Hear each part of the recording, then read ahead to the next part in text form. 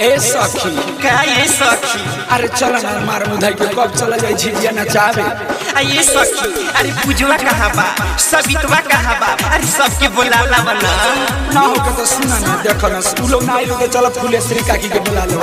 ये सखी चल सबके छोरा हमनी चल ना झिझिया खेले।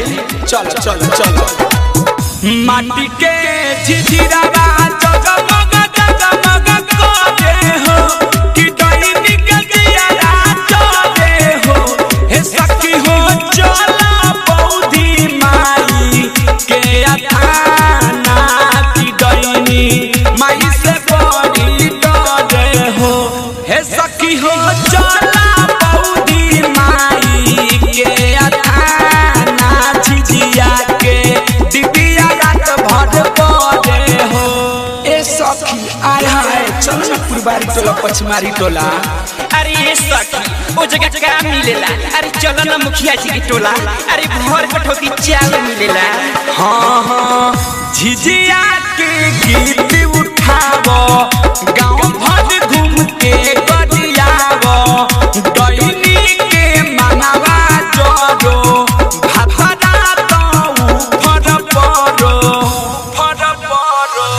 झिझिया के गीत उठावो गाँव भर घूम के गरियावो डईनी के मनवा जोरो भातरा तो फर परो करे जादू टोना जबऊ घर से तोहरे हो जबऊ घर से तोहरे हो। ए सखी हो चला सान सारी के अथाना की डईनी माई से बड़ी डरे हो। ए सखी हो चला बौधी माई के अथाना की डईनी माई से बड़ी डरे हो।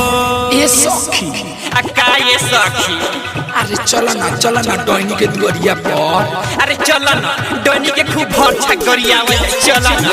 अरे मार मुधाई के पोखरा का पोखरवा के नहीं के पोखरा पर पानी पिया के और आटवा में घूम के आ चल आवल जाई गरिया के खूब। ठीक बा चल ये सखी साल भर पता ना लागे रहे न चिन्हा रहो नमी में जो दुनिया सौतीन हो जाली छीना रहो। साल भर पता ना लागे रहे न चिन्हा रहो नमी में जो दुनिया सौतीन हो जाली छीना रहो। अजय चंद्र सबद सुख की तू ना भोदी हो अशोक की तू ना भोदी हो। ए सखी हो चला सोमे माई के अथाना की डईनी माई से बड़ी डरे हो। ए सखी हो चला परम बाबा के अथाना की डईनी माई से बड़ी डरे हो। Diamond recording studio Chhawra.